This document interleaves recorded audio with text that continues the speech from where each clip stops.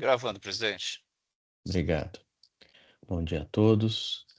Iniciamos formalmente a sessão de julgamento da Sexta Câmara Julgadora do Tribunal de Impostos e Taxas, sessão do dia 11 de junho de 2026. Eu, Ítalo Simonato, vou conduzir os trabalhos de hoje. Também na composição da Câmara, doutora Maria Helena Tinoco Soares, doutor Rafael Tadeu Aires, doutor Fábio Ricardo Miranda Sampietri. Também sessão doutora Maria Cláudia Silveira, pela representação fiscal, além da presença dos colegas advogados que sustentaram oralmente suas razões recursais ou acompanharam o julgamento. Informo que essa sessão é gravada. Após seu término, será disponibilizado no canal do TIT no YouTube. Solicito a todos os colegas advogados encarecidamente brevidade, objetividade de suas defesas orais e aos colegas juízes igualmente brevidade e objetividade na leitura dos votos.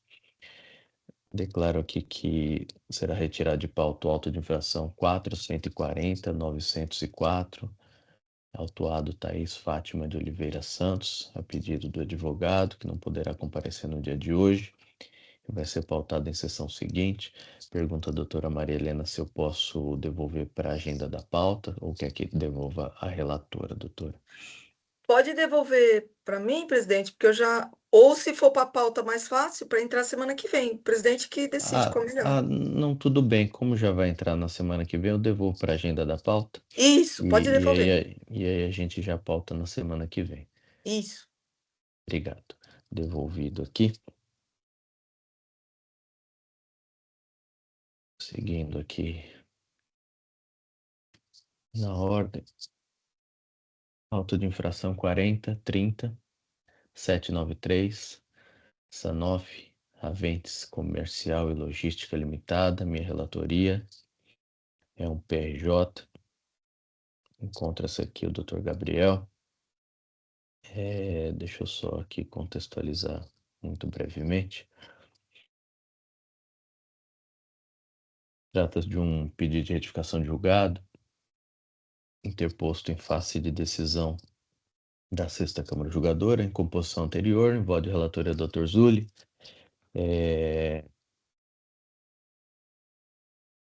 Embora o voto condutor tenha sido da minha lavra, né, que decidiu por maioria conhecer do recurso de ofício, desprover, e conhecer do recurso ordinário e parcialmente provê-lo para reduzir a penalidade dos itens 4 e 5, embora o voto do relator, deste relator tenha se sagrado vencedor, o PRJ desenvolvesse sobre supostos erros de fato identificados em voto de relatoria do Dr. Zulli, cujos fundamentos decisórios incorporei ao voto que se revelou condutor.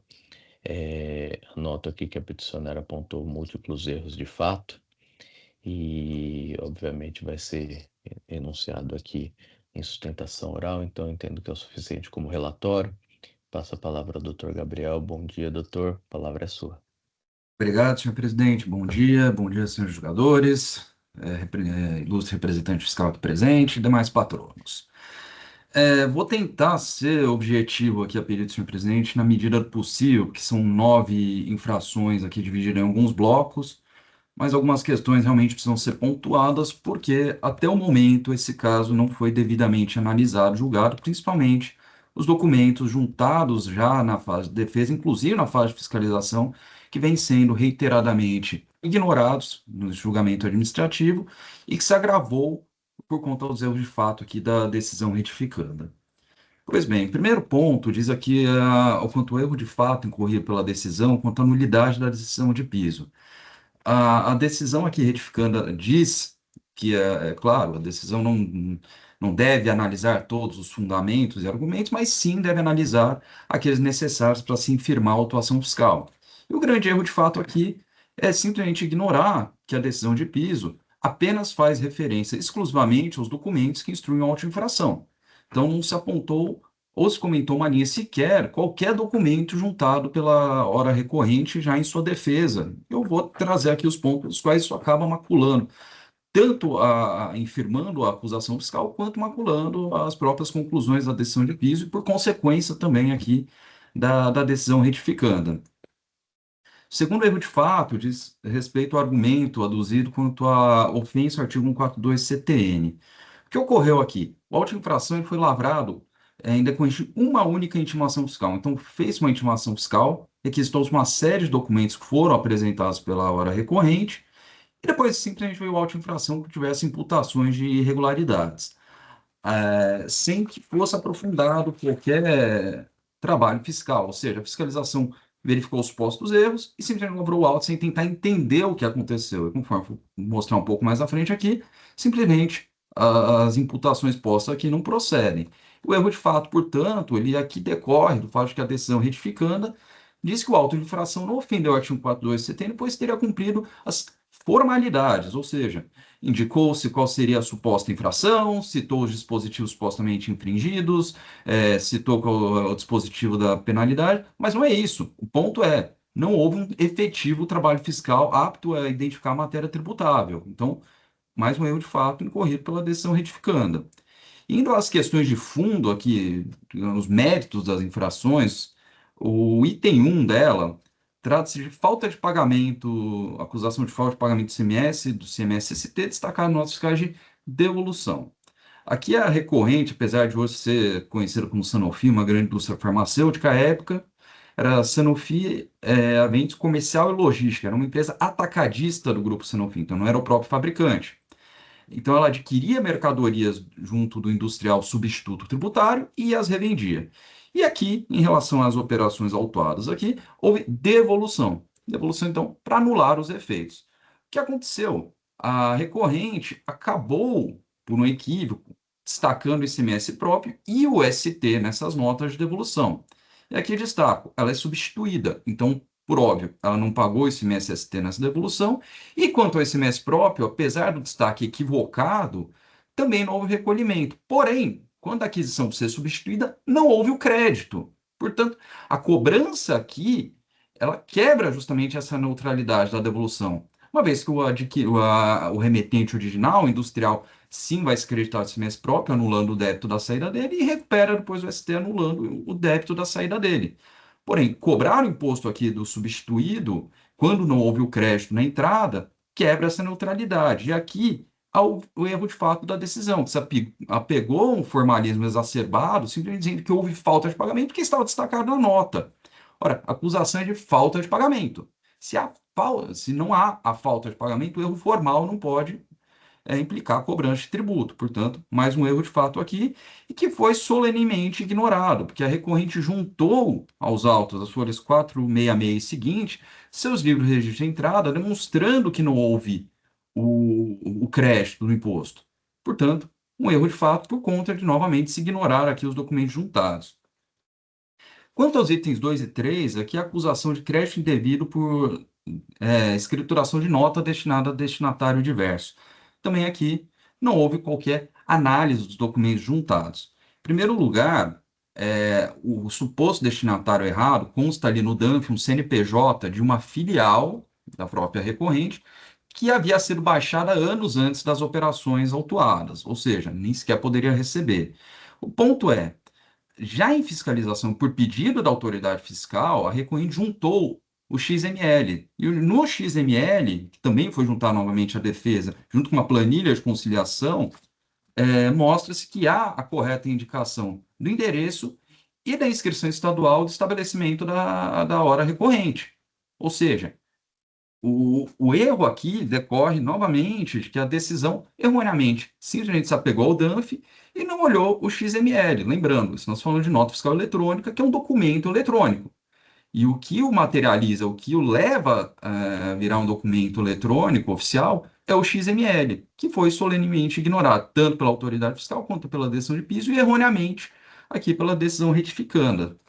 Portanto, se analisado que há a correta indicação na inscrição estadual e endereço, no mínimo, pelo artigo 125, parágrafo 4º do regulamento do CMS, haveria a possibilidade de se entregar sim no estabelecimento da recorrente. Portanto, apesar do erro formal ali do fornecedor no seu DANF, em colocar um CNPJ de uma filial da própria recorrente, porém baixada, filial paulista, diga de passagem, não há destinatário diverso, apenas um único destinatário existente aqui, que é o estabelecimento recorrente. Em relação aos itens 4 e 5, em que houve aqui, foi multa regulamentar e houve a redução como parcial, como posto pelo senhor relator, senhor presidente, trata-se de uma operação de compra realizada pela filial paulista de Louveira, entregue aqui no estabelecimento Suzano, hora recorrente. E aqui aplicou os procedimentos do artigo 125 para quarto do regulamento, ou seja, pode-se entregar em qualquer estabelecimento, desde que conste do documento fiscal. O que ocorreu foi que, inicialmente, o estabelecimento fornecedor não fez constar o local de entrega, o estabelecimento recorrente. Porém, em seguida, emitiu cartas de correção justamente para sanar isso, indicando onde seria feita a entrega. As cartas de correção foram juntadas, as folhas 813 e seguinte, juntamente com a planilha de conciliação, as folhas 1249 e seguinte. Porém, aqui a decisão acaba incorrendo erro de fato, dizendo que nos documentos fiscais não constava o local de entrega. De fato, não constava. Mas foi retificado via carta de correção. E aqui, lembrando, à época, a carta de correção era carta de correção em papel ainda, não era carta de correção eletrônica, estamos falando de 2009 2010. Porém, em resposta à consulta 23322 de 2021, o Estado de São Paulo reconhece que a carta de correção é instrumento hábil para retificar este erro, local de entrega. Não se trata de alteração de dados cadastrais, porém apenas local de entrega. Ou seja, o Estado de São Paulo admite que esse é o meio hábil. E esses documentos foram juntados. Porém, aqui o erro de fato é que a decisão retificando se apegou exclusivamente ao DANF, ignorando o documento que o complementa ali, a carta de correção. E, por fim, quanto aos itens 6 a 9, trata-se de acusação de falta de pagamento do imposto em operações de distribuição de brinde. O que acontece, senhores jogadores? Como é de conhecimento, a legislação traz essencialmente dois procedimentos para distribuição de brinde. No artigo 456 e 457 do regulamento. O 456 ele fala de distribuição diretamente ao consumidor ou usuário final. Então, para este caso, quando do recebimento das mercadorias, a empresa se apropria do crédito, da nota fiscal de aquisição, e em seguida emite uma nota fiscal para lançar o débito desse imposto. Em seguida, quando da efetiva distribuição, emite nota sem destaque do imposto. E o 457, por sua vez, ele faz a distribuição por intermédio de terceiros. Então, aqui, diferentemente do procedimento anterior, o débito do imposto é feito quando das efetivas remessas. O que aconteceu aqui? Por um equívoco, a recorrente acabou adotando o procedimento do artigo 456 para todos os seus brindes, ou seja, no momento de toda a sua aquisição de brindes materiais promocionais, já fez o débito do imposto. Depois emitiu nota sem o débito, uma vez já havia sido pago o imposto. Aqui a acusação é de falta de pagamento do imposto. Então, para demonstrar a regularidade, a recorrente ela trouxe inúmeros documentos já em sua defesa. Então, as notas fiscais de aquisição, cópia dos livros de registro de entrada com o crédito e o registro da aquisição dessas notas, as próprias notas fiscais com destaque do imposto, referenciando as notas fiscais de aquisição, o livro de registro de saída com o débito desse imposto por ocasião das aquisições e as notas fiscais de remessa de brinde, e bem como um demonstrativo das folhas 1298 seguinte, correlacionando todos esses documentos. E qual que foi o erro de fato da decisão aqui? Diz que não há qualquer elemento que possa fazer associação das notas fiscais. E aqui, veja que há um verdadeiro erro. Primeiro, que não faz qualquer referência aos documentos juntados, principalmente a planilha de conciliação juntada, e se, ainda que implicitamente se entendesse que essa planilha não era suficiente, também não se trouxe os motivos pelos quais ela não seria suficiente, por que ela não faria essa conciliação. Portanto, novamente, mais um erro de fato, que se houve um erro formal aqui por parte da recorrente, eventualmente adotou o procedimento errado, fato é que não houve falta de pagamento de imposto como devidamente demonstrado. Então, aqui encerro as minhas explanações, pedindo provimento ao pedido de retificação de julgado, para que a decisão na parcela contrária à recorrente seja reformada, cancelando sua auto-infração, e fico aqui à disposição para eventuais esclarecimentos. Muito obrigado. Agradeço, doutor Gabriel. O voto já está registrado. Boa leitura. Reitero aqui que a peticionária aponta a ocorrência de múltiplos erros de fato. Nesse sentido, estou registrando aqui que o recurso ordinário de folhas tais tem 48 laudas e o PRJ de folhas tais tem 39 laudas. Aponta que o PRJ, instrumento processual restritivo, foi erigido pela peticionária destacando a ocorrência de erros de fato quanto ao argumento de nulidade da decisão proferida pela DTJ, argumento de violação 142, quanto ao item 1, quanto ao item 2 e 3, quanto ao item 4 e 5, quanto ao item 6 a 9. Foram 120 parágrafos para apontar a suposta ocorrência de erros de fato em literalmente todos os capítulos recursais do recurso ordinário, inclusive quanto a questões preliminares. Destaco algumas passagens aqui que foram já esmiuçadas pelo patrono, e sublinho algumas passagens. Argumenta, por exemplo, seguindo palavras da autuada, da recorrente, premissa fática incorreta, errônea premissa, desconsiderou por completo, e digo eu que, conforme remansosa jurisprudência administrativa, não se caracteriza como erro de fato as meras razões decisórias empregadas pelo relator, corporificando seu livre convencimento motivado. Embora a peticionária arquitete seu PRJ na tentativa de amoldar seus fundamentos a supostos erros de fato, vejo que a decisão expôs as razões de seu convencimento, exprimindo sua convicção erigida através dos fatos narrados, provas trazidas e outros elementos extrínsecos ou intrínsecos que agregam na formação do convencimento. E aqui eu estou transcrevendo uma decisão da superior, justamente no sentido de que a retificação de julgado como remédio para a reparação de erros quando a deliberação é tomada pressupondo a existência de fato inexistente ou, ao contrário, a inexistente fato existente. A inadequação da apreciação das provas é erro iuris, que no âmbito do contencioso administrativo não comporta correção mediante pedido de retificação de julgado. O erro capaz de autorizar a retificação não é o de julgamento, mas o de percepção que antecede admitindo o fato inexistente ou ignorando o existente. E inclusive, essa decisão da Câmara Superior é contra uma decisão de minha lavra, inclusive, em que eu entendi haver erro de fato e a Câmara Superior entendeu que tal remédio PRJ não era adequado para aquela situação. Digo que a eventual inadequação na apreciação das provas, a eventual omissão no enfrentamento de argumentos essenciais ao deslindo feito ou a suposta deficiência ou ineficiência de fundamentação não se confundem com o conceito de erro de fato e, por conseguinte, não autorizam o manejo do PRJ para o fim que aqui se pretende. Se houve equívocos na adesão retificando, como defende o peticionante, caberia ao interessado manejar o recurso cabível à espécie, como de fato o fez, e cuja jurisdicância não pertence mais a essa instância recursal. Em oportuno parênteses, como exemplo da distorção conceitual do erro de fato promovida pela peticionária, registre-se sua afirmação no sentido de que o acórdão retificando incorreu em erro de fato ao não verificar a natureza das operações, não tecer uma linha sequer sobre a documentação acostada, não reconhecer os meros equívocos, não compreender que, em razão da ausência de crédito,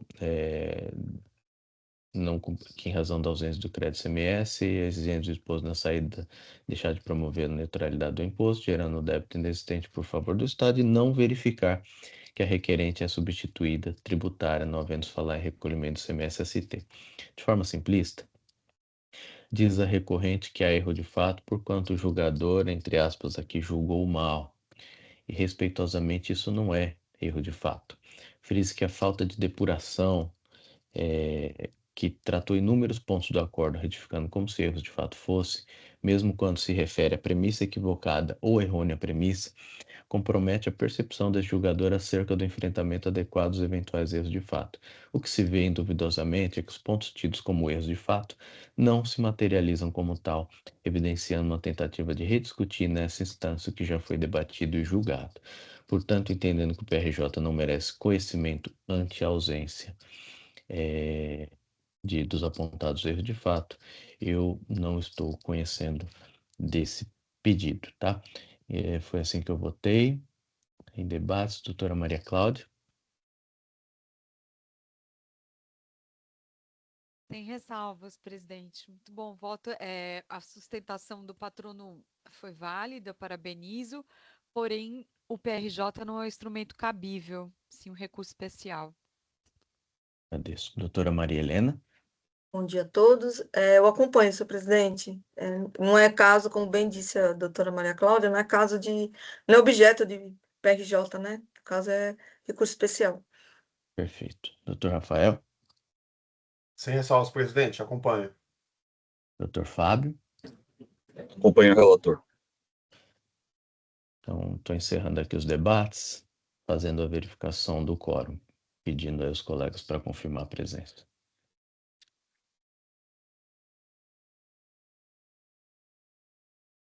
Todos confirmaram. Em votação.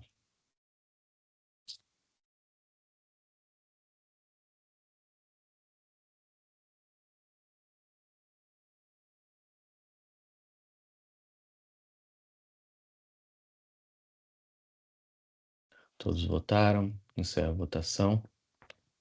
Doutor Gabriel, não foi conhecido o PRJ por votação unânime. Foi assim que votado e agradeço pela presença. Obrigado, tenha um bom dia, uma boa sessão. Agradeço. Acesso e julgamento.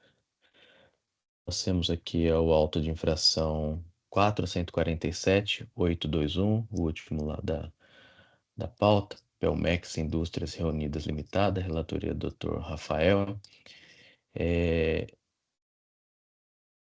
Aqui, para sustentação oral, temos a doutora Kalinka ou o doutor Pedro. Eu pergunto quem eu registro aqui no sistema.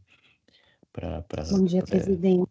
Bom dia. Fazer a sustentação oral, o doutor Pedro vai acompanhar. Perfeito. Inclusive, doutora Kalinka, eu adianto aqui que o doutor Rafael está se conduzindo por uma questão de saneamento, uma diligência, e aí eu questiono se é de interesse da doutora fazer uma breve sustentação oral, independente dessa condução, ou se aguardaria a leitura do voto e eventual esclarecimento de fato vai ser concedido. Obrigada, presidente.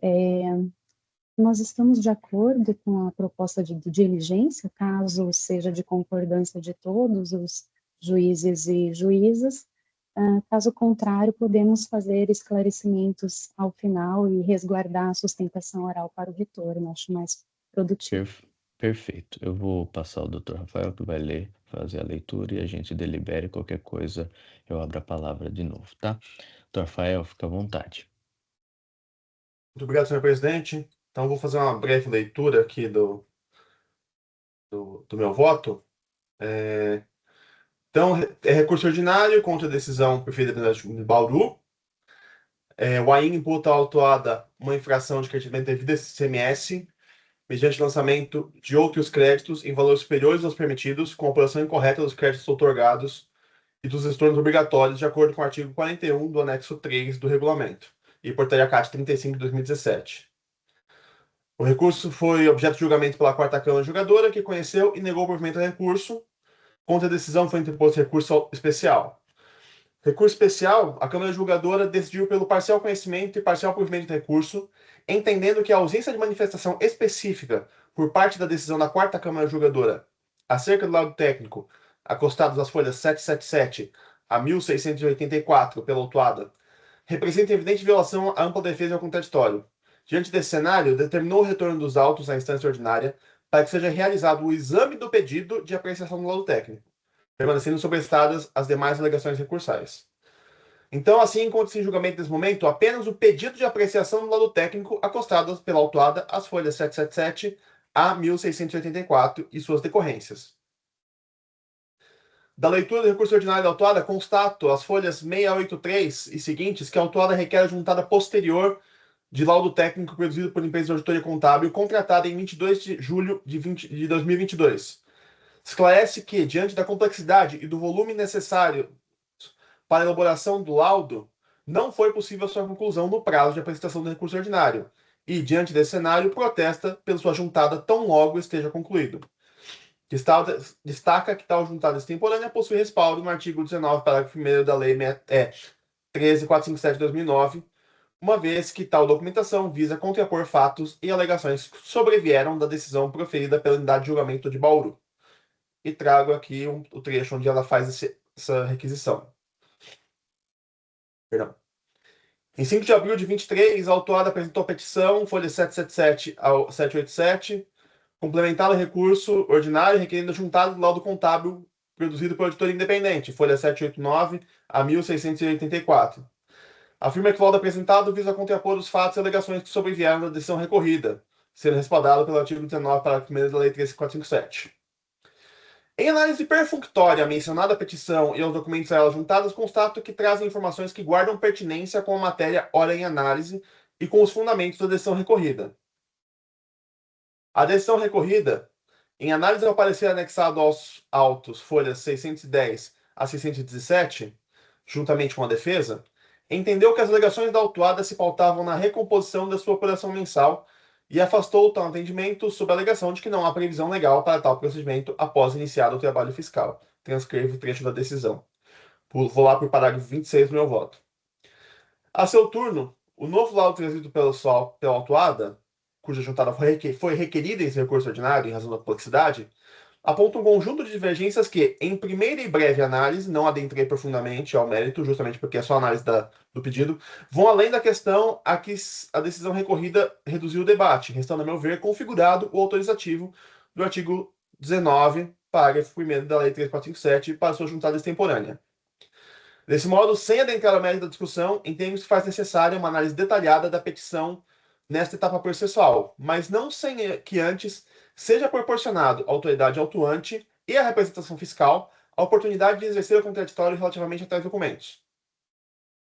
Observa ainda que, as folhas 2041 e 2110, a autuada junta nova petição contendo laudo pericial judicial produzido no bojo da ação de produção antecipada de provas, processo número tal, por ela ajuizado.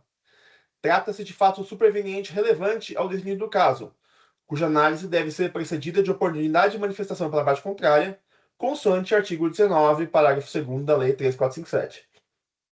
Constato, no entanto, que, dentre os documentos trazidos pela autuada, consta somente o laudo pericial complementar produzido pelo perito judicial, não sendo tecidos aos autos o laudo inicial nem a manifestação do PGE acerca do laudo inicial.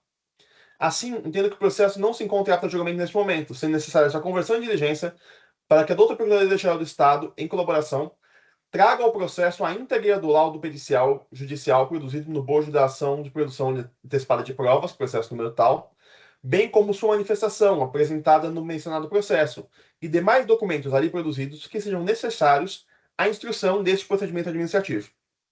Após o retorno da PGE, encaminhe-se em diligência ao auditor fiscal autuante para manifestação acerca do laudo técnico produzido pela autuada, folha 777 e seguintes, e do laudo técnico e laudo pericial judicial e demais documentos escritos pela PGE.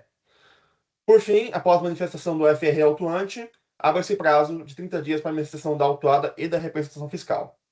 Então, diante do exposto, converto o processo em diligência para a PGE, nos termos anteriormente expostos, após ao FR autuante e então a autuada e a representação fiscal. Esse é meu voto, senhor presidente. Eu vejo que faltam documentos no processo relativamente a essa ação de produção antecipada de provas e após as manifestações da parte contrária, no caso, a Fazenda Pública. Perfeito. Doutora Maria Cláudia, tem alguma dissonância com relação à proposta de diligência? Não, presidente, estou de acordo. Parabenizo o doutor Rafael. Tem que seguir a determinação da superior aí, que é bem pertinente. Perfeito. Doutora Maria Helena? Acompanho, senhor presidente. Perfeito. Doutor Fábio? Acompanho. Perfeito. Eu também vou acompanhar a diligência. Doutora Kalinka, já está registrada a presença da doutora e, obviamente, no retorno vai ser permitida a sustentação oral, tá? É uma diligência necessária, inclusive, para permitir o contraditório, e no retorno a gente delibera sobre essa questão, tá? Aqui eu estou encerrando os debates, só para formalizar a votação, verificação do quórum, por favor. E votação iniciada.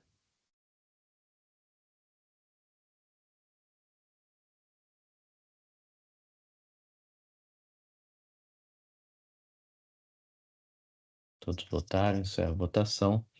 Convertido o processo em diligência nos termos propostos pelo relator.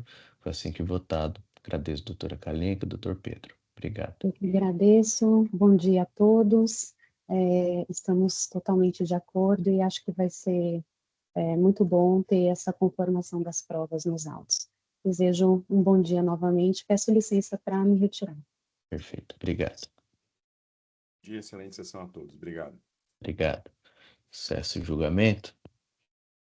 Passamos aqui ao auto de infração 433.381, Lealfer Indústria de Comércio de Aço, PRJ, de minha relatoria. A doutora Paula encontra-se presente para sustentação oral. Vou contextualizar muito brevemente aqui. É distribuído à 6ª Câmara Julgadora, em composição anterior. Voto condutor do Dr. Juliano de Pietro. Decidiu-se em votação unânime por conhecer do recurso ordinário e desprovê-lo. E argumenta a peticionária que houve erro de fato, na ausência de consideração de elementos constantes dos autos, que seria a documentação comprobatória juntada. E esse é o ponto trazido como PRJ, e acredito que é o suficiente em razão da sustentação oral que será feita. Eu passo a palavra à doutora Paula. Bom dia. A palavra é sua, doutora. Bom dia, saúde, senhor presidente, os julgadores e o representante da Fazenda Pública, e me comprometo aqui em atender o pedido da Vossa Excelência em relação a ser concisa na minha sustentação. Inclusive, o primeiro ponto que eu gostaria de ressaltar, preliminarmente até as situações mais específicas de mérito e provas, é justamente que a situação aqui estabelecida, ela não discute apenas a legalidade de um orçamento fiscal, mas sim os limites da presunção da constituição de um crédito tributário. Isso porque não dá para alegar que o crédito tributário nasce de uma planilha ou até de demonstrativos tributários. Ele está estritamente vinculado a um fato jurídico demonstrado de forma segura, precisa e individualizada. Dessa forma, diferença de estoques não podem ser considerados fato jurídico, nem ao menos diferença de entrada e saída, sem que seja considerado qual operação ocorreu, quando ela ocorreu, qual a mercadoria foi objeto dessa operação e qual a natureza jurídica dessas operações. Vale ressaltar que a Lealfer não é uma mera estabelecimento varejista. É uma indústria de aço que realiza diversos processos de industrialização por encomenda em especial. Inclusive, isso foi ressaltado na própria manifestação da Fazenda Nacional, que alega que precisou considerar estoque de terceiros, diversos CFOPs. Dessa forma, uma operação dessa natureza, se analisada diante de uma mera análise aritmética de entrada e saída de estoques, não podem ser consideradas como uma atividade válida para a constituição de um fato gerador, em especial de um fato gerador dessa monta. Tenho que ressaltar também que a decisão do acordo, respeitável acordo em comento, ele não enfrentou os argumentos trazidos pela defesa. Inclusive, eu quero ressaltar um trecho que veio para ler só um pequeno trecho do acordo, porque quando o acordo buscou afastar a nosso pedido de nulidade, ele afirma que, abre aspas, há um relatório circunstanciado, qual ainda que deveras raso, está acompanhado dos claros demonstrativos que se baseou a autoridade. Há aqui uma clara dicotomia, uma contradição enorme no próprio acordo, porque como é que um relatório substanciado que embasou essa constituição de crédito tributário é raso e, mesmo assim, tem claros demonstrativos. Então, diante disso, vale ressaltar que foram montadas diversas provas aos autos, inclusive parte dessa infração. O cliente chegou lá, a gente estava numa época de pandemia, inclusive, mas o cliente foi lá, revisou os documentos fiscais e uma parte, inclusive uma parte bem menor, já foi paga pelo contribuinte. E para comprovar a parte que ainda está em discussão, o contribuinte juntou uma série de documentos relatórios de venda em ordem, controle de estoque, notas fiscais, explicou ainda como ocorre toda a sua operação, a natureza do ciclo de industrialização, a existência de remessas e retornos, de operações simbólicas e a necessidade desses lançamentos fiscais, dessa análise documental correlata, para que não seja apenas identificado essas saídas de estoque como alguma omissão de ICMS. Porém, em todo o texto do acórdão, pode-se ver que apenas houve uma repetição de argumentos no sentido de que a presunção estava devidamente suficiente e que o contribuinte não teria trazido aos autos nenhumas outras comprovações. Aliás, foi afirmado, na verdade, que as comprovações trazidas nos autos não eram específicas. Porém, excelências, há de se ressaltar que nem o auto de infração é específico. Eles falam de entradas e saídas, eles falam de um lapso temporal de 1 ano, mas ele não traz especificamente qual eram as notas, como ocorreu essa omissão. Então, até para o contribuinte fica um pouco difícil fazer uma impugnação específica se o próprio auto de infração está amplo, que dificultou, inclusive, a ampla defesa contraditória. Dessa forma, nossa afirmação é que a presunção da legitimidade não dispensa a prova e que, em respeito à verdade material, o que poderia ocorrer era, no mínimo, uma diligência para que as provas do contribuinte fossem devidamente analisadas frente a documentações e relatórios apurados pelo fiscal, e assim chegamos à verdade material. Já me encaminhando para o final, gostaria de agradecer, pela oitiva e requerer ao final que haja o provimento do nosso recurso em relação à nulidade pelo fato da auto-infração ter sido deveras raso, sem impugnação, impossibilitando impugnação específica, e se assim não for considerado subsidiariamente, requeremos que haja conversão do julgamento de diligência para que sejam devidamente analisados os elementos probatórios, permitindo que a decisão final seja constituída sobre o manto da verdade material. Obrigada. Agradeço, doutora Paula. Obrigado pela sustentação. O voto já está registrado. Boa leitura. Digo que a peticionária argumenta que houve na decisão retificanda ausência de consideração sobre elementos constantes dos autos, qual seja, documentação comprobatória e não sua valoração, haja visto que os documentos sequer foram analisados, apenas referidos, não havendo motivação para a ausência de análise, ainda que para rejeitá-los, concluindo que necessário se faz retificar a decisão, porquanto não analisou os documentos comprobatórios juntados pelo contribuinte em sua defesa.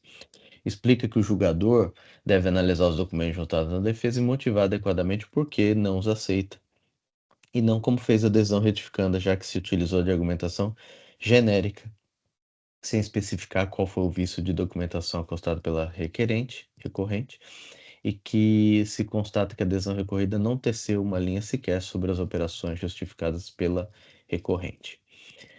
A decisão retificanda, digo eu, no enfrentamento fático jurídico assim dispôs, e aqui eu estou transcrevendo, vou promover breve leitura aqui, porque eu acho que é interessante para se contextualizar.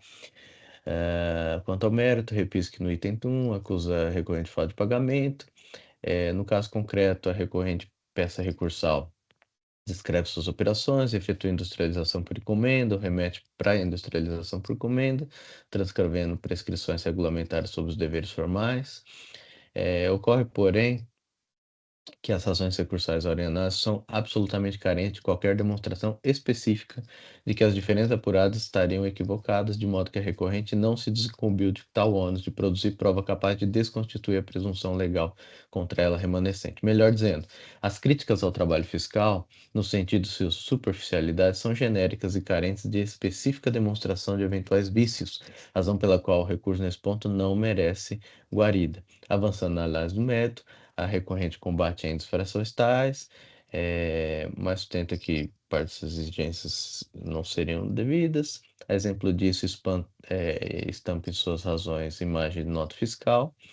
Todavia, ex-julgador não localizou o mencionado demonstrativo supostamente encostado à defesa, Se mais não bastasse, seria necessária a demonstração para cada um dos documentos não escriturados de que realmente as operações não ocorreram, razão pela qual não merece acolhida nesse ponto.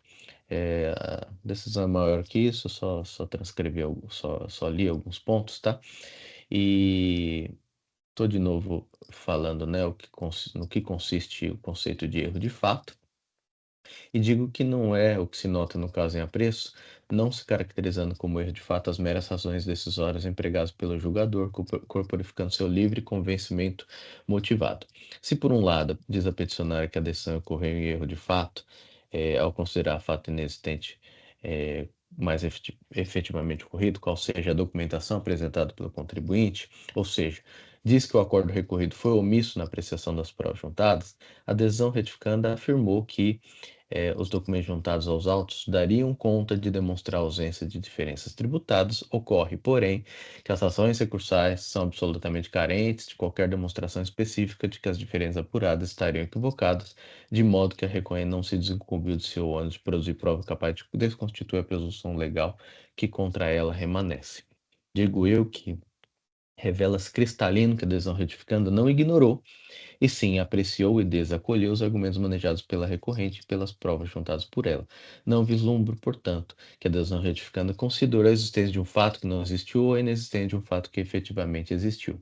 Fez que a decisão, concorde ou não, expôs as razões de seu convencimento, não havendo indício de ter considerado um fato inexistente ou como existente ou vice-versa, mas sim exprimiu a sua convicção. Concessa vênia, entendo que os postos de fato se traduzem, na verdade, em mero inconformismo, pretendendo o rejulgamento feito à luz de suas premissas defensivas. Inclusive, desacolhe-se o pleito de conversão de julgamento de diligência, não havendo razões que a justifiquem, principalmente nesse restritivo instrumento recursal.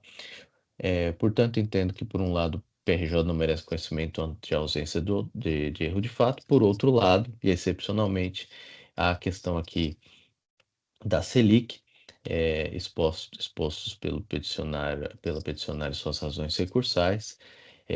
Isso não configura erro de fato, mas por uma questão de eficiência se acolhe nesse momento. Então, estou conhecendo parcialmente do PRJ, dando parcial provimento, para excepcionalmente se conhecer do recurso ordinário e dar parcial provimento para reduzir os juros à Selic, conforme súmula 10 revisada. Então, foi assim que votei. Em debates, doutora Maria Cláudia. Estou de acordo, parabenizo pelo voto. Doutor Ítalo, o pedido pela taxa Selic existe do contribuinte? Existe. Em Então recurso tá. ordinário, era pedido subsidiário e eu extraí de Então lá. Tá bom? Tá bom. Ok. Doutora Maria Helena. Parabenizo pelo voto, senhor presidente, eu acompanho. Agradeço. Doutor Rafael. Sem ressalvas, presidente, acompanho. Doutor Fábio. Acompanho. Agradeço. Então, encerro aqui os debates e faço a verificação do quórum.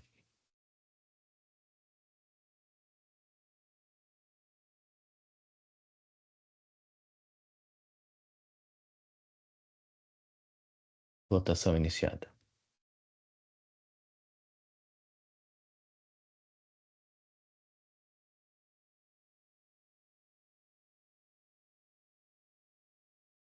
Todos votaram. Encerro a votação.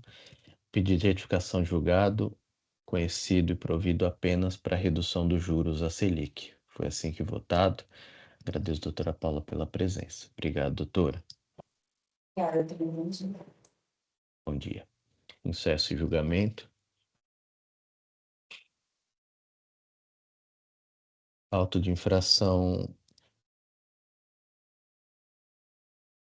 434, 401, JBS. Relatoria doutora Maria Helena. Doutora Natália, enquanto presente para a sustentação oral.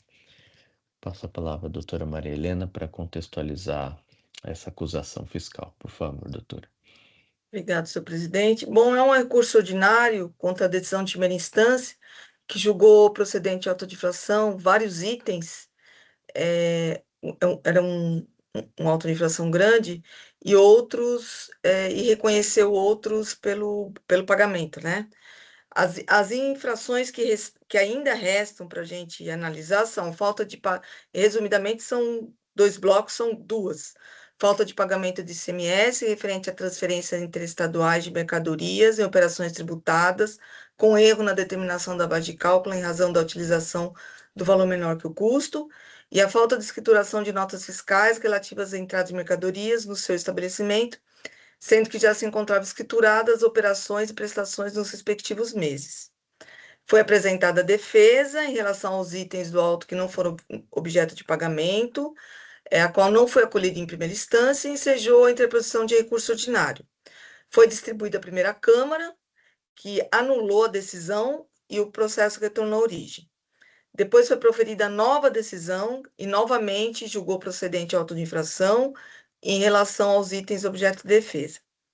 Os autos foram distribuídos à quarta Câmara, o julgamento foi convertido em diligência à Procuradoria para manifestação em relação ao tema ICMS em remessas de estabelecimento por conta do mesmo titular, por conta do julgamento da STF. A diligência foi realizada, tendo sido atestado que nesse ponto, né, nesse particular, a tese ela contraria a decisão da STF. Então, ela opina pelo cancelamento do auto de infração nesse ponto. E tendo em vista que houve um pedido da recorrente para despacho pessoal comigo, eu vou ouvir a sustentação oral e depois eu trarei o voto na próxima sessão, na próxima semana. É isso, senhor presidente, basicamente. Perfeito, doutora Marilena, agradeço. Doutora Natália, bom dia, a palavra é sua. Bom dia, ilustríssimo senhor presidente, ilustríssima relatora, ilustríssimos julgadores, colegas presentes, cumprimento a todos. Bom, esse auto de infração, como bem ponderado pela relatora, ele tinha 20 itens inicialmente, a empresa pagou 15 desses itens, o que demonstra que a intenção da empresa de discutir as infrações que de fato são indevidas, e sobraram aí no auto de infração, então, o item 1, que trata de transferência entre filiais, e como já bem ponderado pela relatora, houve conversão em diligência e a douta Procuradoria se manifestou nos autos falando que essa cobrança ela contraria a ADC 49, a declaração de inconstitucionalidade da cobrança nessas operações. Os fatos geradores aqui são de 2015 a 2016. Esse auto de infração foi lavrado em agosto de 2020, portanto, antes do julgamento da ADC 49, e a despeito disso também o STF no ano passado julgou o tema 1367, interpretando aí a extensão da modulação de efeitos proposta na ADC 49 e concluiu que a modulação ali proposta não permite que os estados cobrem o imposto manifestamente inconstitucional em relação a fatos geradores ocorridos antes de 2024. Tudo isso foi ponderado pela Procuradoria, então o que se pede em relação ao item 1 é que seja acolhido esse parecer e que seja cancelado esse item em razão da jurisprudência já consolidada sobre esse tema e pedindo aqui a aplicação do artigo 28 da Lei 6.182, que determina que sejam observados os precedentes judiciais firmados em controle concentrado de constitucionalidade. Em relação aos itens 13 a 16 do auto de infração, a acusação é de que a empresa ela não teria escriturado notas fiscais de entradas. E aqui nós temos duas situações. São notas fiscais emitidas por terceiros, e notas fiscais emitidas pela própria empresa. Em relação às notas fiscais emitidas por terceiros, o que eu gostaria de chamar a atenção aqui é que a fiscalização ela parte de um documento que é unilateral. A nota fiscal é um ato unilateral do contribuinte, o emissor da nota fiscal não depende ali da chancela do suposto destinatário para emitir o documento.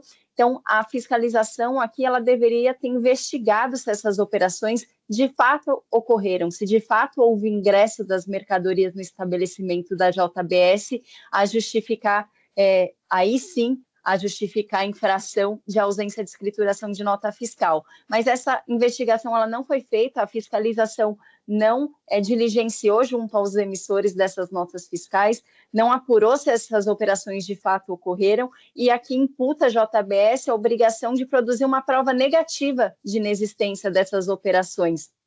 Então, o que deveria ter sido feito aqui é investigado, e aqui eu trago uma situação que é bastante comum, é que determinados funcionários de empresas acabam emitindo notas fiscais de vendas para bater meta dentro de um mês, e batida a meta, no mês seguinte ele emite uma nota fiscal de devolução para regularizar o estoque, e a empresa supostamente destinatária nunca teve conhecimento dessa emissão de nota fiscal, ela não poderia escriturar uma nota fiscal de uma operação que não ocorreu. Então, essa situação é apenas um exemplo de uma situação comum que pode ocorrer e que evidencia aqui que a fiscalização ela deve analisar a efetiva ocorrência da operação para aí sim aplicar uma multa por descumprimento de obrigação acessória ou não.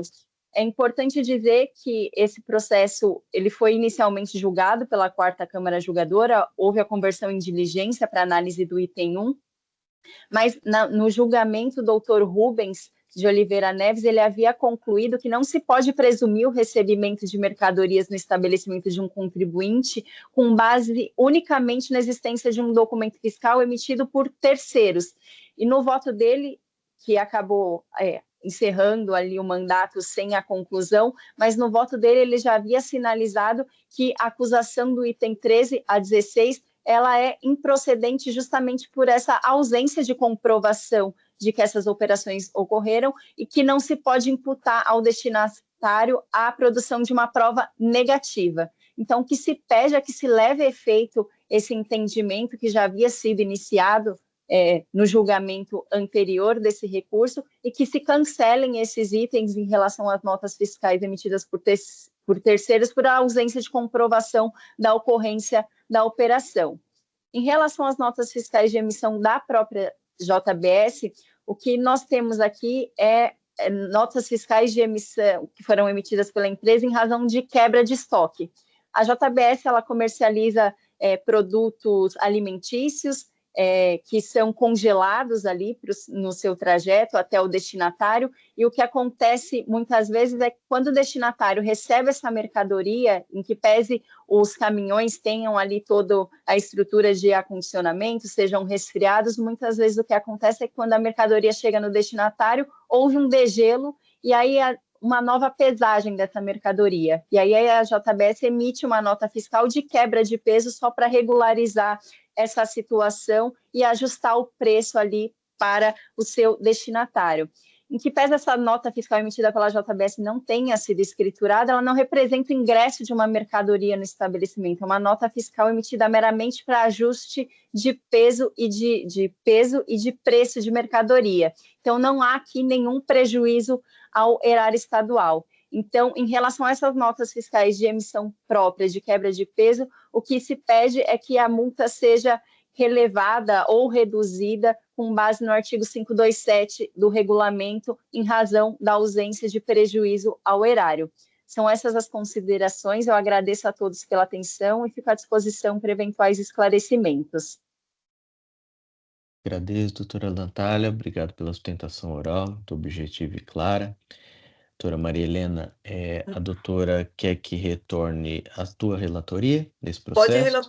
Pode retornar a pauta, presidente, para entrar na próxima sessão. Pode. Perfeito.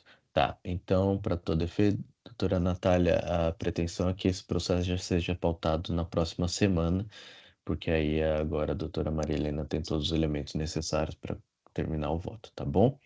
Agradeço pela presença. Eu agradeço a todos, tenham uma ótima sessão. Obrigado. Doutora Maria Helena, devolvido para a pauta, tá? Auto de infração 447.821, Pelmex Indústria Reunidas Limitada, relatoria do Dr. Rafael. Dr. Luiz Carlos encontra-se presente para sustentação oral. Então, passo a palavra ao Dr. Rafael para contextualizar a acusação. Presidente, já julgamos Pelmex. Ah, desculpa. Eu falei um pensando em outro. O advogado é o mesmo, tá? Mas o auto de infração é outro. É o 445.591, desculpa. Cervejaria ZX. Esse é o processo, tá? Fica à vontade, doutor Rafael. Obrigado, senhor presidente. Então, é um auto de infração. Trata-se de recurso ordinário, interposto contra a decisão de Bauru, julgou o presidente dos itens 3 e 4. Né? O auto contém 4 acusações, sendo que o autuado efetuou o pagamento dos itens 1 e 2. Permanecem em julgamento, portanto, os itens 3 e 4 que relatam as seguintes acusações. Né?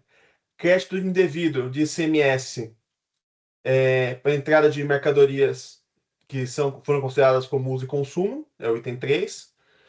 E deixar de escriturar no livro de entradas notas fiscais de operações de entrada de mercadorias de estabelecimento, sendo que já encontram escrituradas operações do período. Bom, essas são as acusações, e agora as demais questões eu ouvi a sustentação oral do patrono. Perfeito. Doutor Luiz Carlos, bom dia. A palavra é do senhor. Bom dia, senhor presidente.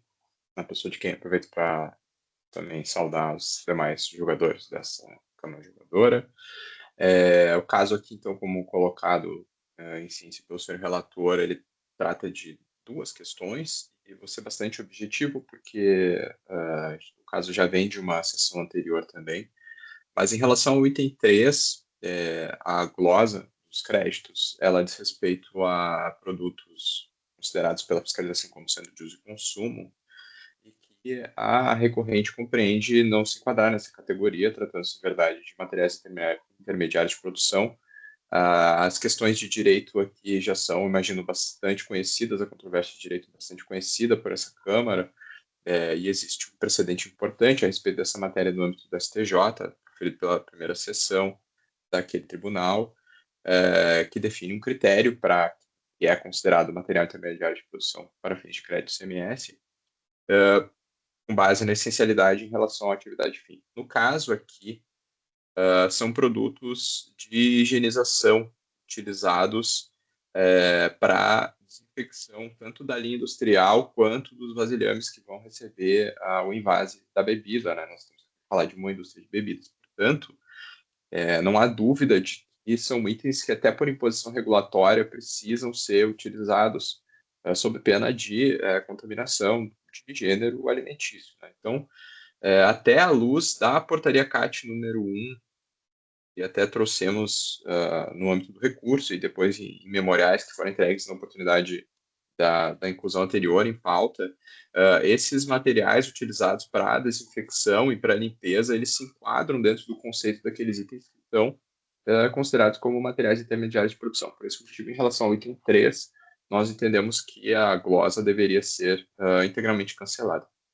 No que diz respeito à multa, que é o item 4, ela foi aplicada com base no critério no limitador de 1% sobre o total das saídas realizadas nos 12 meses anteriores, e a decisão de primeira instância considerou que não seria possível a relevação ou a redução da multa, tendo em vista o porte que a empresa seria de um porte econômico considerado grande, de grande porte econômico. Todavia, aqui a questão é um critério jurídico, realmente, porque a legislação ela não veda de forma alguma que a relevação, a redução sejam aplicadas quando a empresa tem um porte. A legislação simplesmente estabelece que o porte deve ser considerado. Mas isso não significa uma vedação absoluta na legislação, e há precedentes no âmbito, inclusive, deste Tribunal Administrativo reconhecendo isso. Então, realmente, não seria um óbice taxativo, um fato impeditivo à análise do pedido que foi feito na forma da legislação. Tem que se considerar o porte, realmente, isso está posto, é um dos critérios, mas não constitui uma vedação, um requisito impeditivo para que essa questão fosse analisada de forma, digamos assim, meritória. Então, com essas objetivas considerações aqui, a recorrente reitera o pedido de provimento do recurso para que seja integralmente cancelado o item 3, seja afastada a glosa, e em relação ao item 4, que seja relevada a penalidade, ou, no pior dos casos, que seja reduzida na forma da legislação. Então, eu agradeço a atenção desde logo e devolvo a palavra para o senhor relator. Obrigado. Obrigado. Doutor Rafael, fica à vontade. Muito obrigado, senhor presidente. Muito obrigado, patrono, pela brilhante sustentação oral, bem sucinta, bem direta. Eu passo direto ao item 9 do meu voto.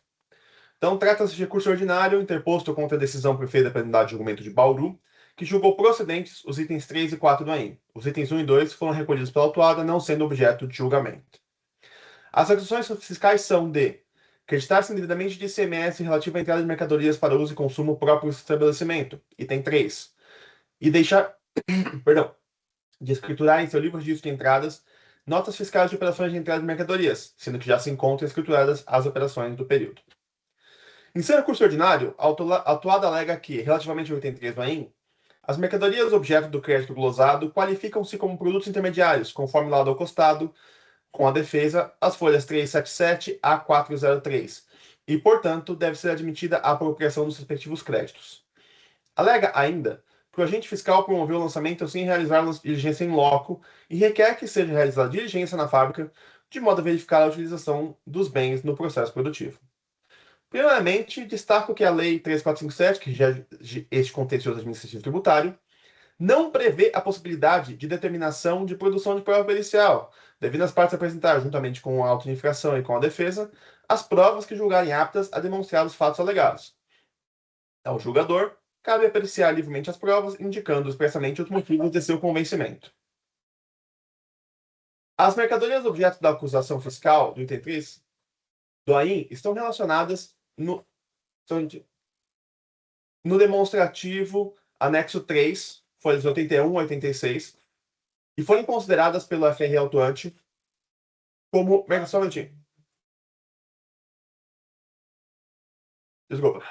foram consideradas pela FRE autuante como mercadorias de uso e consumo do estabelecimento por se tratar de mercadorias para higienização e limpeza, não sendo empregadas para integração aos produtos finais ou para consumo nos respectivos processos de industrialização, sendo, portanto, vedados os créditos relativos a tais aquisições. O laudo acostado pela autuada, folhas 377 a 403, contém análise feita pela Telos Consultoria acerca da utilização das mercadorias no processo produtivo da autuada. De sua leitura, é possível colher as seguintes informações. Os produtos: aditivo para água, desinfetante Diversei Divorsan Forte 30 kg, desinfetante Diversei Divorsan G5 25 litros, desinfetante Diversei Divorsan 8663 kg, detergente líquido Diversei Pascal 65 kg, detergente líquido Inc Diversei e Alclin 50 litros, foram descritos pelo perito como sendo materiais de limpeza e higiene, abro aspas, para reproduzir trecho do laudo, cuja função essencial é realizar a limpeza e desinfecção interna de máquinas, equipamentos e tubulações. Segundo o perito, a limpeza realizada utilizando esses produtos é necessária, pois, do contrário, abro aspas, além das bactérias que ficariam incrustadas nas máquinas, equipamentos e tubulações, o resto de produção de uma receita impactaria na receita seguinte a ser produzida. Item 14.2, né? O produto aditivo P-Limpigar Lic Divergard 810-50L foi descrito pela consultoria como sendo um aditivo, abro aspas, cuja função essencial é realizar a limpeza e desinfecção dos vasilhames, latas e garrafas utilizadas para acondicionamento do produto, não alcoólicos e cerveja. E relativamente ao produto álcool 70 líquido frasco 1 litro, não há no laudo qualquer menção, tornando-se incontroversa a classificação adotada pela FRE autuante. No item 15, prossigo eu. Da análise do laudo acostado, observo que os produtos, e aí aquela lista que eu li anteriormente, o aditivo para água, desinfetantes, são utilizados na limpeza e higienização dos equipamentos do setor produtivo, preparando o maquinário para o início da produção, mas não se integrando ao ponto final e nem se consumindo no processo produtivo propriamente dito. Nesse sentido, tais produtos devem ser considerados mercadorias de uso e consumo do estabelecimento, estando correta a acusação fiscal. Nesse mesmo sentido, sinto a decisão da Câmara Superior deste TIT, no sentido de não reconhecer o direito ao crédito em tais situações. Eu transcrevo a decisão no auto 4047356, no qual se diz materiais de limpeza e higienização de equipamentos do setor produtivo. Trata de mercadoria de uso e consumo, uma vez que não consumidos no processo produtivo e não entregam o produto final. Cito ainda a resposta à consulta tributária número 22080 de 2020, que traz entendimento no mesmo sentido. E aqui a consultoria tributária afirma que os materiais de higienização de máquinas e equipamentos e centros industriais, ainda que empregados para garantir a qualidade ou mesmo a própria consecução do processo produtivo, não correspondem ao conceito de insumos de que trata a legislação normativa CAT 1, tendo em vista que não se integram aos produtos resultantes do seu processo, nem neles se consomem, razão pela qual não há direito ao crédito. Prossigo no item 18. Relativamente ao produto aditivo Pelin-Pigar, observo que se trata de produto destinado à higienização dos vasilhames, latas e garrafas, utilizados no acondicionamento dos produtos não alcoólicos cervejas produzidos pela autuada. Diferentemente dos produtos anteriormente analisados, que são destinados à higienização de máquinas e equipamentos do setor produtivo em etapa anterior à produção propriamente dita, e, portanto, não conferem direito ao crédito do ICMS, o produto aditivo Pelin-Pigar Lic de Vergard 810-50L é integralmente consumido diretamente no processo produtivo, higienizando as latas e garrafas, no qual são acondicionadas as bebidas comercializadas pela autuada. Nesse sentido, entendo que tal produto confere direito ao crédito do ICMS, razão pela qual cancela a acusação fiscal referente a essa mercadoria. Relativamente ao item 4 da acusação fiscal, a autuada alega que a multa aplicada tem caráter confiscatório e não guarda proporção com a infração cometida, devendo ser cancelada. Alega ainda que a infração está relacionada a operações de entrada, mas a multa foi calculada no patamar de 1% sobre operações de saída da autuada, não guardando qualquer relação com a infração imputada. Sem razão autuada. Diferentemente do que afirma, a penalidade em questão não foi calculada sobre as operações de saída, mas sim sobre o valor das operações de entrada não escrituradas pela autuada, conforme previsto no artigo 85, inciso 5, a linha A da Lei 6374. Eu reproduzo aqui o mencionado artigo, mostrando qual que é a base de cálculo, que é 10% da operação, valor da operação ou prestação constante no documento, né? Os documentos são escriturados. Sigo no item 23. Uma vez calculada a penalidade cabível à infração, nos termos do artigo 85.5a da Lei 634, é que foi aplicado o benefício fiscal previsto no artigo 85A, limitando-se ao patamar de 1% das operações de saída realizadas pelo estabelecimento nos 12 meses anteriores à abertura do AIM.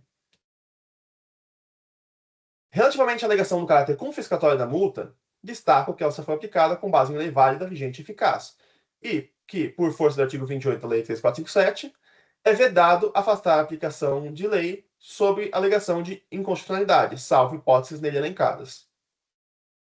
A autuada alega ainda que não há base legal para a inclusão dos juros na base de cálculo da multa, sendo que os juros incidem sobre a multa somente a partir do segundo mês subsequente à abertura da AIM, sem razão autuada.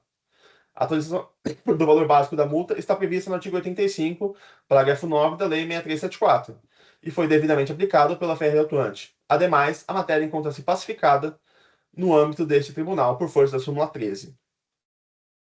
Por fim, alega a autuada que, relativamente ao item 4 do AIM, se está diante de descumprimento de obrigação formal, escrituração de notas fiscais de entrada, relativo a operações não sujeitas a pagamento de imposto, em que não há dolo, fraude ou simulação na conduta da autuada, bem como que a presente atuação se trata do único débito que possui junto ao fisco, de sorte que deve ser relevada a penalidade. A redução de penalidade é faculdade direcionada ao órgão julgador, prevista no artigo 527-A do regulamento, a ser aplicado diante das especificidades do caso concreto. Transcrevo 527-A. Da análise dos autos, relativamente ao item 4 do presente AIM, constato que estão presentes os requisitos objetivos que autorizam a aplicação da redução da penalidade, prevista no artigo 527-A do regulamento. A infração não implica falta de pagamento de imposto, e não há nos autos comprovação de que a infração tenha sido cometida com dolo, fraude ou simulação. No que tange ao aspecto subjetivo da aplicação da FIDBNS, observo que o presente AIM é o único débito autuado com o fisco, o que milita a seu favor no tocante à consideração de seus antecedentes fiscais. Observo ainda que a autuada é contribuinte de grande porte, tendo realizado somente no período de 12 meses anteriores à abertura da AIM, operações de saída de mercadorias que somam mais de 62 milhões de reais. Outro ponto que se destaca da análise dos autos é que, apesar da autuada alegar que a ausência de escrituração dos documentos fiscais de entrada se deu por erro sistêmico, podemos constatar que a infração foi cometida em 15 períodos ao longo de 20 meses, o que demonstra que não se trata de mero lapso sistêmico pontual, mas de conduta reiterada da autuada que demonstra a falta de zelo no cumprimento das suas obrigações acessórias. Desse modo, diante da ponderação realizada, entendo cabível a aplicação da redução de penalidade prevista no 527-A e determino a redução da multa aplicada no item 4 do presente AIM ao patamar de 85% do valor originalmente combinado. Então, diante do exposto, com esse recurso na área autuada, e aí dou parcial provimento para fins de reduzir o item 3 da acusação fiscal, cancelando relativamente ao produto aditivo Pelin-Pigar Liquid Vergard 810-50L.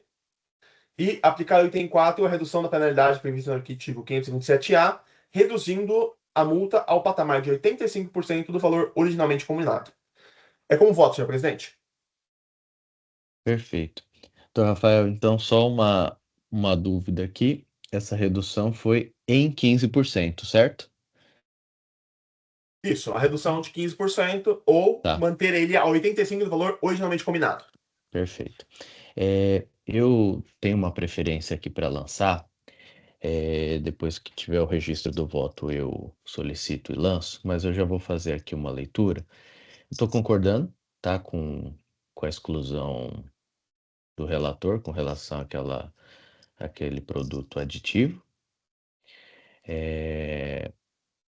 Estou concordando com a manutenção com relação ao álcool 70, dizendo que é um produto antisséptico relativamente comum, sem qualquer especificidade técnica detalhada em laudo ou mesmo na defesa, em volumetria habitual, que sugere que, embora para a higienização, tal utilização desse fora ou para além dos setores produtivos, sendo, pois, de uso e consumo. Então, estou convergindo com o relator em relação à manutenção desse produto. A minha divergência é com relação aos demais produtos relacionados, que são aditivo para água, desinfetantes e detergentes, esses descritos pelo perito como sendo materiais de limpeza e higiene, cuja função essencial é realizar a limpeza e desinfecção interna das máquinas e equipamentos. Assim, destoando das conclusões do relator, entendo que tais produtos são essencialíssimos no processo produtivo e, portanto, devem garantir direito ao crédito. Por primeiro, destaque que, de fato, tais mercadorias não integram os produtos resultantes do processo fabril, né, que no caso é cerveja, nem se consomem no processo produtivo estrito sensu. O Dr. Rafael deixou isso bem claro, né, no processo produtivo em si.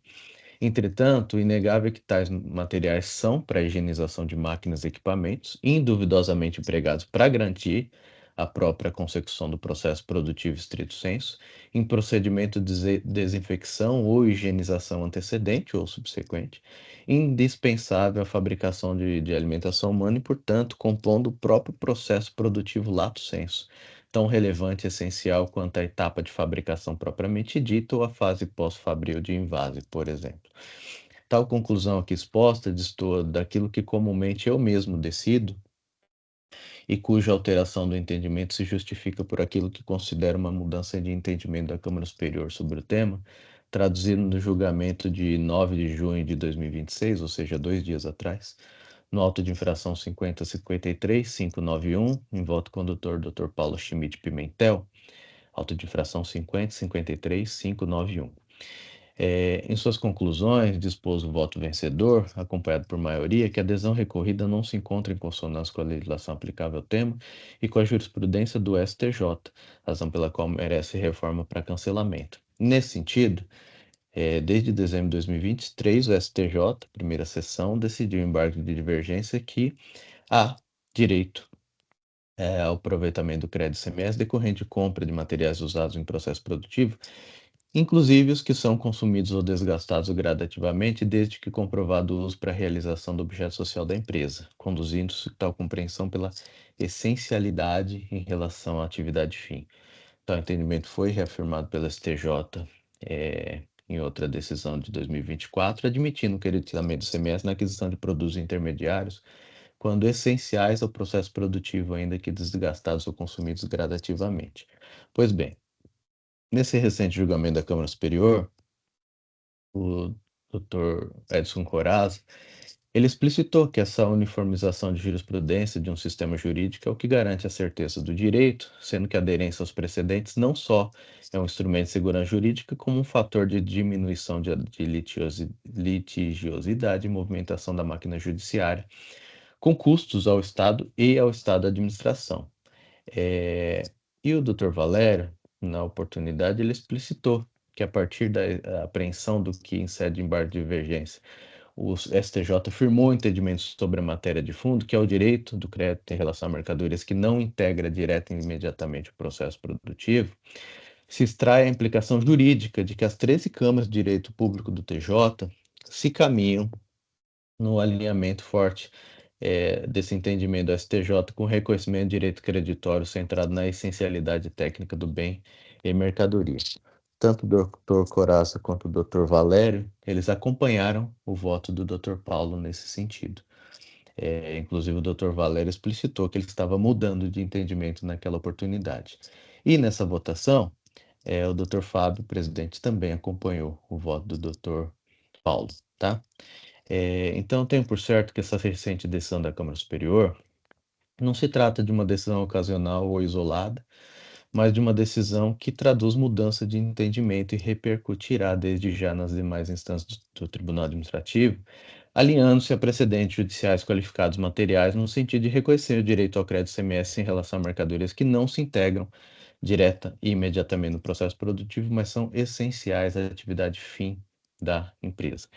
Conduzindo nesse sentido, certo do amadurecimento e da revisão da jurisprudência administrativa, eu entendo que esses outros produtos também listados são utilizados no processo produtivo lato sensu e essenciais à atividade fim da recorrente, independentemente de sua integração direta no produto final ou do seu desgaste imediato integral, que eram conceitos que delimitavam essa concepção, né, de aceitação do crédito ou não, mas que no meu sentir não mais são elementos condutores, então tais produtos devem ser excluídos do auto de infração. Então, da mesma forma como entendi que a Câmara Superior alterou seu entendimento, eu também estou aqui alterando o meu, tá? Quanto ao mais, eu acompanho o voto do relator com relação, inclusive, à redução da multa, tá? Então, a divergência é só com relação a esses produtos aqui. E foi assim que votei. Vou solicitar preferência. Doutora Maria Cláudia. Já concedido, inclusive, tá? Tá. Eu parabenizo aí os doutores pelo debate. Eu trouxe uma manifestação, mas era para me manifestar contra essa exclusão do doutor Rafael. Vai perder um pouco o objeto, porque o doutor fez a preferência para excluir todo o resto. Então, mas de qualquer Mas acho que maneira, você consegue aproveitar a eu vou ideia, né? registrar de Porque... qualquer maneira. Mas eu Uhum. só queria fazer uma pergunta. As garrafas, os vasilhames, eles são retornáveis, certo? O vasilhame utilizado no engarrafamento O que Eles o são Dr. Rafael retornáveis? excluiu foi o Isso, produto, né? Acho que isso, o sim, produto. acho que sim. Então, porque a minha preferência é exatamente nesse sentido de que a representação fiscal tem uma posição bem rígida, né? Bem sobre esse assunto, ao qual nós vamos manter e brigar enquanto for possível. Mas porque, como esse produto ele entra em contato com uma embalagem que ela não é comercializada, digamos assim, ela é retornável, ela não é a mercadoria propriamente dita, então a gente entendeu que não se enquadra nesse conceito de uso e consumo. Então, de qualquer maneira, eu vou registrar. Com relação à multa, a minha objeção que eu coloquei aqui, que eu vou até ler no voto, é que ao longo do processo, mesmo que seja só 15%, foram concedidas várias benesses a esse contribuinte para reduzir multa. Então, acho que conceder mais uma, sendo que é uma multa relacionada a uma escrituração de mais de 15 milhões em documentos, que ocorreu por 15 períodos numa empresa de grande porte, nós discordamos. Então, de qualquer maneira, eu vou colocar. Sei que serei vencida, mas eu vou registrar, tá? De qualquer maneira, ok? Tudo Não, bem? perfeito, Então, perfeito. tá. Eu vou A colocar posição é aqui, ó. válida. Tá. Eu vou colocar aqui e vou ler rapidamente. Peraí.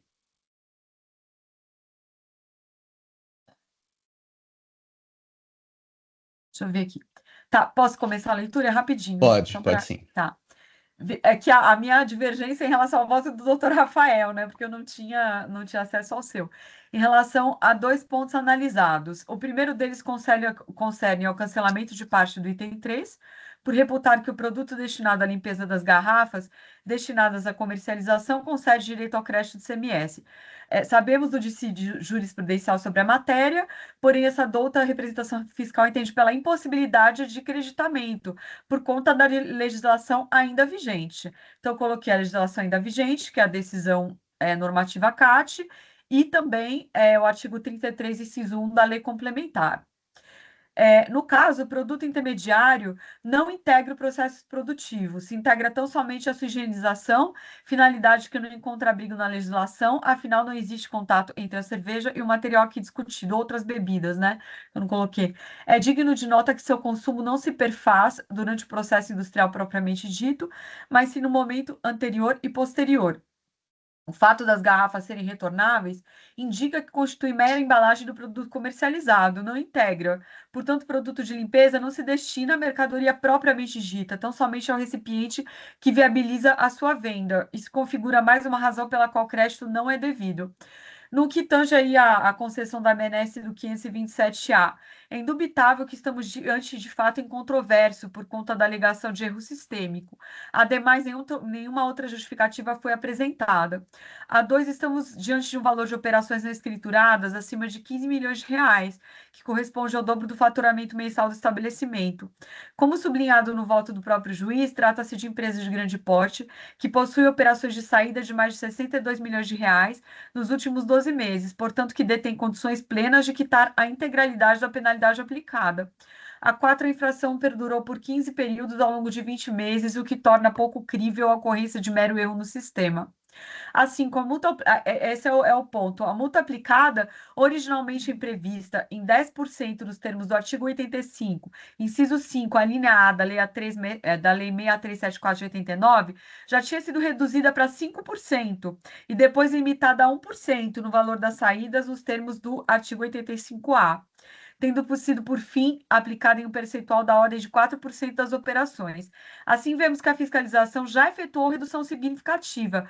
Conceder mais uma benesse seria fruto de mera benevolência. Ressalta-se que a recorrente poderia ter efetuado o pagamento com desconto de 70% logo após a notificação. O pleito de redução não tem cabimento, ainda mais quando caracterizada a prática reiterada do descumprimento da legislação tributária. A 6, a falta de prejuízo ao fisco não exime o contribuinte da infração praticada, tendo em vista a obrigatoriedade de retificação de sua escrituração. A ausência do cumprimento de tal obrigação acessória dificultou para o fisco a fiscalização. Qualquer argumento que busque minimizar a importância do fiel cumprimento de obrigações acessórias deve ser descartado de pronto, ainda mais quando fundamentado na alegação de mero erro, haja visto que precentua o artigo 136 do CTN. Então, eu vou deixar aqui, tá, presidente, mesmo aí com a... Eu soube aí dessa mudança de entendimento da superior, porém, nós da representação ainda vamos brigar aqui pelo nosso ponto de vista enquanto for possível, mesmo respeitando aí o posicionamento aí, tanto do doutor Rafael, que excluiu apenas esse ponto do qual nós discordamos, quanto o seu e o da Câmara Superior. Perfeito.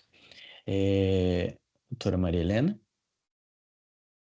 Eu vou acompanhar o voto de divergência. Esse entendimento em relação à decisão da STJ é o meu desde então é uma felicidade ver que a Câmara acolheu e está se curvando ao entendimento da STJ, do TJ, e eu vou acompanhar o voto divergente, senhor presidente. Perfeito. Doutor Fábio? Eu acompanho o voto divergente, entendo que se for excluir o aditivo para a limpeza das garrafas, não teria o que excluir para as máquinas. Perfeito. E acompanho também em relação à redução da multa. Perfeito. Doutor Rafael, quer tecer mais alguma consideração? Senhor presidente, em que pese as ponderações da doutora Maria Cláudia, vou manter o meu entendimento pelas reduções que eu realizei, em que pese os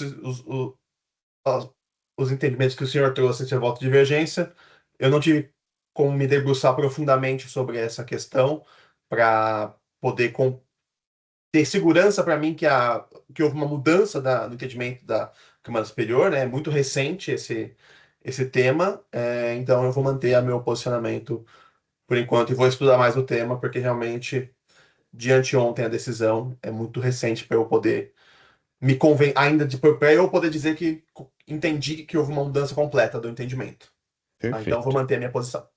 Perfeito. Então, aqui eu encerro o debate e faço a verificação do quórum.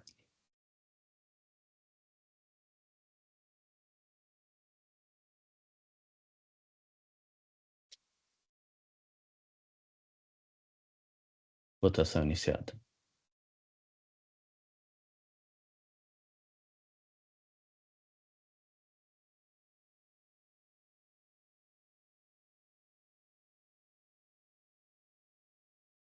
Todos votaram. Encerro a votação. Dr. Luiz Carlos prevaleceu o voto de divergência, que excluiu quase todos os produtos, à exceção do álcool 70, no item 3, e reduziu a multa do item 4 em 15%, tá? Foi assim que decidido. Agradeço pela presença. Obrigado. Bom julgamento a todos. Encerro esse julgamento.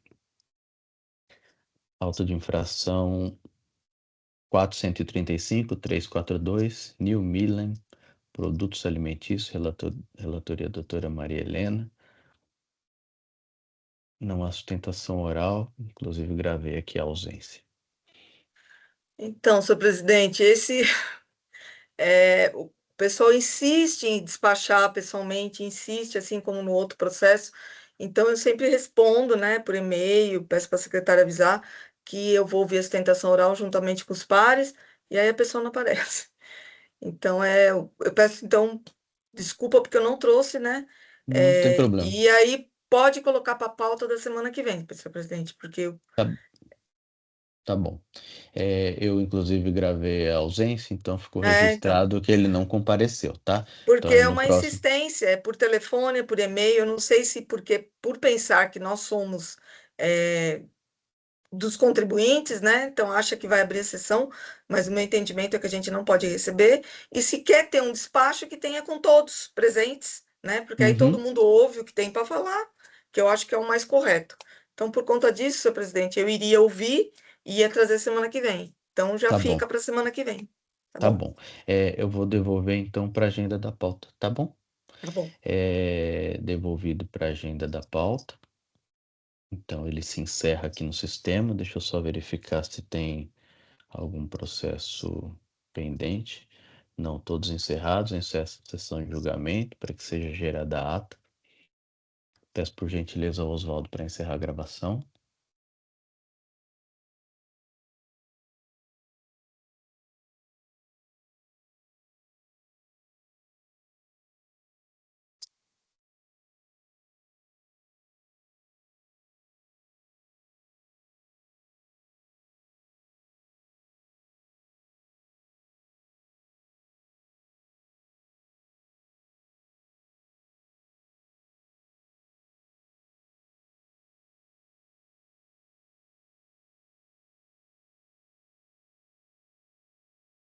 Acho que o Oswaldo não ouviu, presidente. Oswaldo, me escuta? Sim, presidente. Encerrar? Por favor. Ok.